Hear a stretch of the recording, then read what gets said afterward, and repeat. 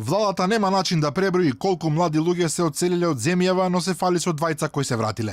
По вчерашната изјава на министерката Зорица Апостолка дека се регистрирани 2 случаи на вратени печалбари од странство благодарејќи на бенефитите овозможени од владата, портпаролот Миле Бошњаковски денеска немаше одговор како оди обратниот процес, односно колку мине неповратно заминале да си ја побараат среќата во странство.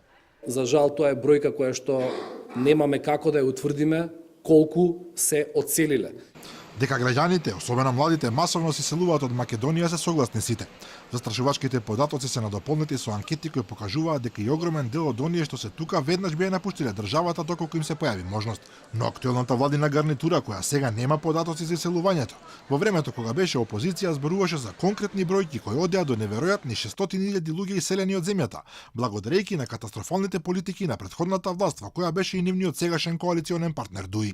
Причината за иселувањето на младите не е невозвратената љубов. Причината е безперспективноста, ниските плати, високата невработеност и енормната криминализација и партизација на секој дел од нашето општество. Се организираа и перформанси пред државните институции со напуштените чевли на оние кои избегале од родната грудка, а при тоа се ветуваше дека со нив на чело на државата ситуацијата драстично ќе се промени на подобро. За да ти кажам каква е државата, ми требаат две бројки. Колку луѓе сакаат да влезат и колку луѓе сакаат да заминат.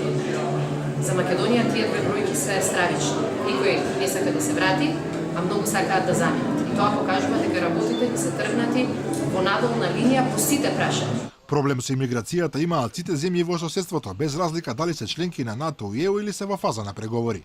Но експертите предупредуваат дека кај нас иселувањето на младите има речиси епидемиски пропорции и нема никакви показатели дека тоа во блиска иднина ќе се промени. Сите истражувања на јавното мислење во последно време покажуваат дека над 80% од младите сакаат да се заминат во странство.